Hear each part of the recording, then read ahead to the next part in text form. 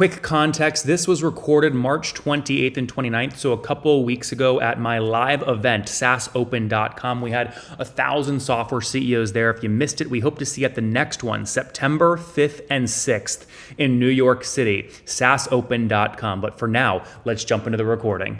And this is a graph of all the VC money raised in our space, right? And this is also a graph of my blood pressure. And we used them, A/B tested them in the title, and we saw the registration rate like skyrocket. Hi, everyone. Welcome back from lunch. I'm Palash. I'm the CEO and co-founder of Goldcast. I'm very glad to be here. We are a B2B video and event marketing software. And I'm going to talk about how do we use a video and digital event strategy to drive an awesome go-to-market motion. So here we go. OK, to put things in context, this is our revenue trajectory. And what I'm going to talk about helped us get from 2 to 8 million in the last 2 years. This was especially after we moved out of founder sales, right? Founder-led sales. And over the next 20 minutes, I'm going to talk about why did we commit to a video and event-first strategy? How do we, what tactics we use to power a great live digital event motion? And then how do we use that to power a great content engine? All three are connected, and I'll talk about them. And before I start, a couple of disclaimers. I know everyone is back from lunch, so if you yawn or nap, I have no problem with that. And then I do a lot of shameless plugs for Goldcast, and I will apologize all in advance, so please forgive me. And you can use Goldcast for anything you like, you see today. As with SaaS, everything in SaaS, there are tons of competitors and alternatives. You can use them as well, but I wouldn't mind that either. So let's start. So why did we commit to a video and digital event-based strategy, right? That's a key question. Why do you do all the hard work? And the big theme here is that SaaS is a red fucking ocean, right? We all know it's so crowded, right? This is like MarTech map from last year. Probably it won't even fit in this screen if we do it this year. And I kind of knew this when I was going into MarTech, but you don't really feel the pinch till you have to sell in a market like this, right? And this is a graph of all the VC money raised in our space, right? And this is also a graph of my blood pressure as this was all happening. And digital events was like a sleepy corner of SaaS, and it became like super hot when COVID hit. And all our competitors were raising a ton of money. And we also have raised more money than I would have liked to, but we still raised a lot less. And we were figuring out how do we stand out as a verticalized competitor to all these like giantly funded horizontals, right? So we tried a bunch of things. We tried outbound. We did all the things that the influencers told us on LinkedIn. We had a good SDR team. And it didn't really work, right? This is from 1.5 years back, and our reply rates were pretty bad, pretty poor. We also tried a lot of SEO, inbound blog stuff, and it kind of worked, but it didn't really work because what we realized is that it's hard to stand out as a brand and build a brand with these two tactics. It's good to capture demand, but not to create demand and to stand out. And we posted on LinkedIn as well, and that is when we realized, oh, video content really works really well, and it kind of gels with what we are doing. So we started eating our own dog food. So I'm going to talk about key tactical strategies to power a good live digital event motion. So the two big themes that work for us is, number one is an event series. So event series, think about it as a podcast that is video-based, that happens on a recurring, regular basis, and is targeted to a persona. So for instance, we have 3 key personas. We have an event marketer persona, we have the VP of demand gen, and a CMO. Over the last 2 years, we have done event series that happen every 2 weeks to 4 weeks, targeted to these personas, and we talk about anything that's relevant to them at the moment. We don't talk about a product. It's very thought leadership, but it's very engaging. And the key here is consistency. So you do it over a long period of time, and it initially is slightly flatlined, then it grows. And at the peak, we have had almost 100 people attending these on a weekly basis, and it's great engagement. And then it tapers off, and then you move on to the next one. So that's event series, works very well. If you target the right persona, keep it focused on them. The second is using summits, digital summits and mini series to create lightning strikes. So if you have something you want as a CEO or marketer focus on in a specific period of time, say a product launch, or you are repurposing your brand or things like that, then you use this. So for instance, last year, we launched an AI product just like all of you, right? And it's a product used for video content repurposing. And we said, OK, let's couple it. Let's launch it with a mini series, 1 hour session over 4 days, talking about AI video content repurposing, right? And We were talking about things that Eric from Single Grain yesterday was talking about, but there were some things that really worked for us in this and made it successful, right? So a couple of tactics. Number one is the titles that you see here, right? They are all derived from keywords that our prospects use in Gong, right? So we looked at Gong, what are the things that, like the words that prospects use, and we used them, A/B tested them in the title, and we saw the registration rate like skyrocketing. So you see that 1171 people registering, they are all marketers that registered for this event.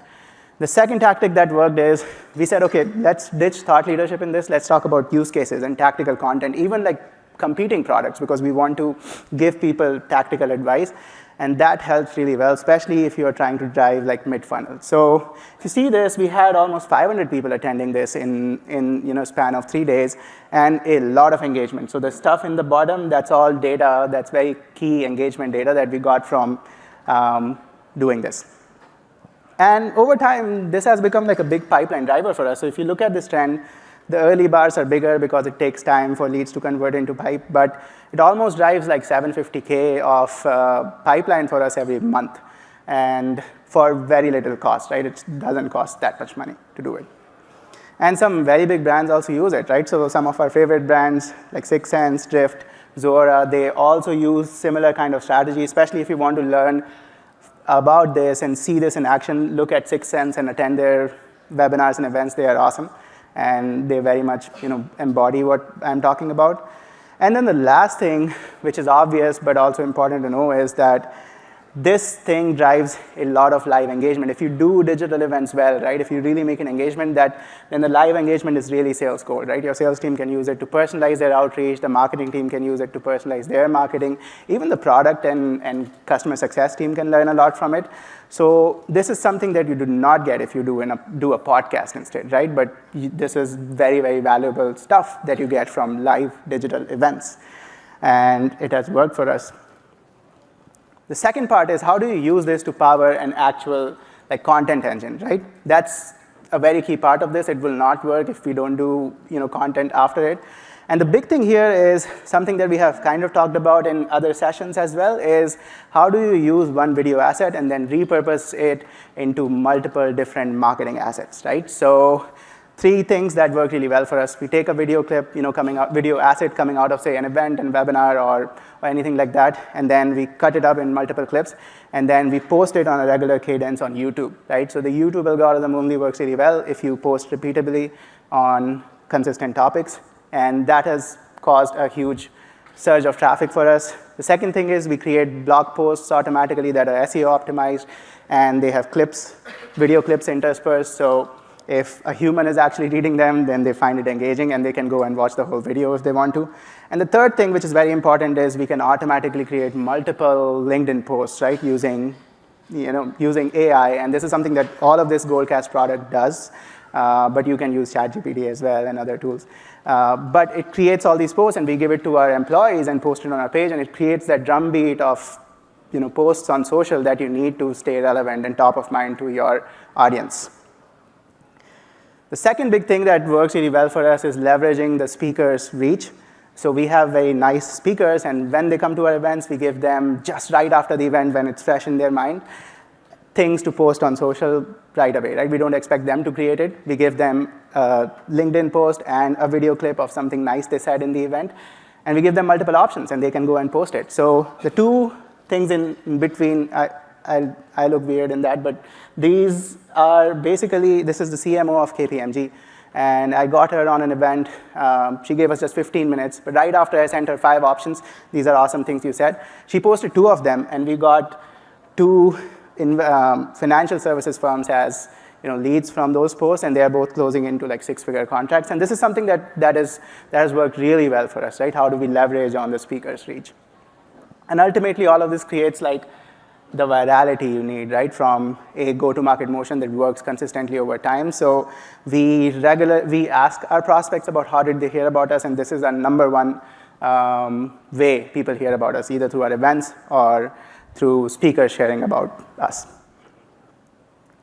So we talked about all of these things, but ultimately the key takeaway is that you need to be able to create content and do live engagement using digital events, because in this day and age, a brand is only as relevant as the last ad or the last video you posted, and you need to do that at the speed of social to keep top of mind, especially when things are getting crowded over time. I'll wrap up with some tactical learnings that you can use and just create a checklist of sorts. Use what the words that your audience uses to create that extra bump in registrations, attendance. Do a mix of thought leadership and use case to create top funnel, bottom funnel impact.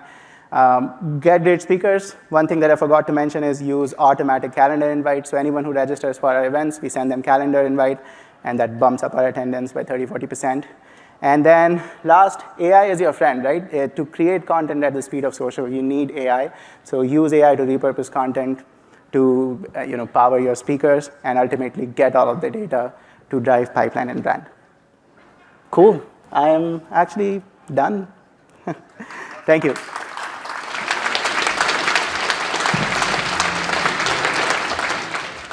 Hey folks, if we haven't met yet, my name is Nathan Latka.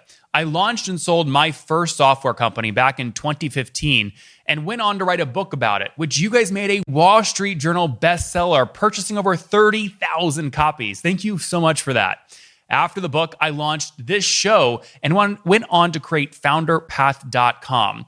I raised a large fund to do non-dilutive deals with B2B software founders. So far, we've invested in over 400 software founders, totaling $150 million. Here in 2024, we're doing 3 to 4 new deals per week. So if you're looking for capital and don't want to give up equity, go sign up at founderpath.com for free to get your offer.